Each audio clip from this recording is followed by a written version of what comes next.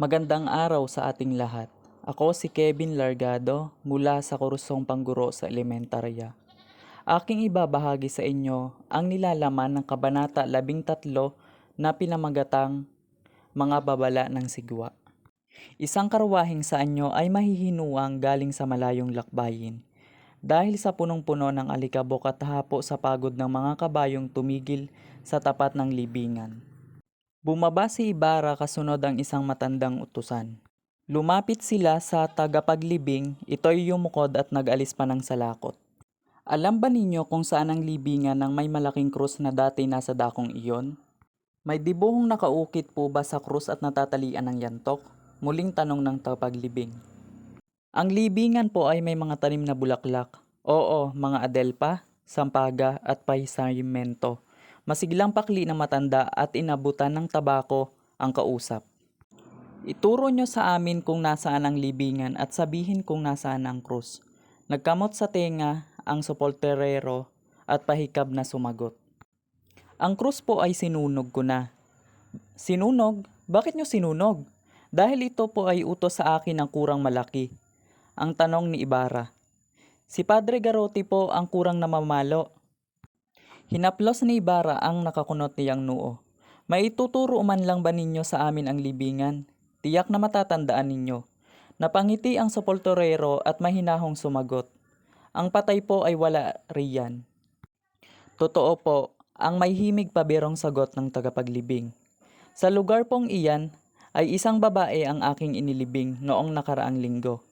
Nasisiraan na ba kayo ng bait? Ang tanong ng utusan. Maniwala po kayo, ilang buwan na po ang nakaraan mula nang ipahukay sa akin ng kurang malaki upang ilipat sa libingan ng mga intsek. Dahil po sa kabigatan bukod sa umuulan ng gabing iyon, hindi na natapos ng tagapaglibing ang kanyang sinasabi. Sinugod siya ni Ibarra, hinawakan sa bisig at niyugyog. At ginawa mo iyon? Ang pasigaw na tanong ng binata. Huwag po kayong magalit, Ginoo, ang sagot na takot ng tagapaglibing.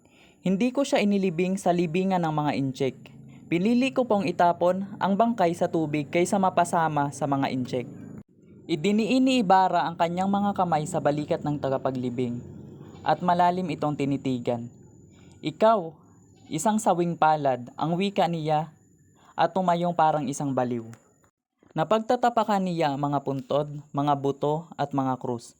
Matuling lumakad si Ibarra palabas ng libingan. Lumuluhang nakasunod sa kanya ang matandang utusan. Waring wala sa sariling naglalakad si Ibarra. Mabilis na pilit na nilalayuan ang anino ng kanyang ama o ang sigwang nagbababalang darating. Tinungo niya ang kabayanan.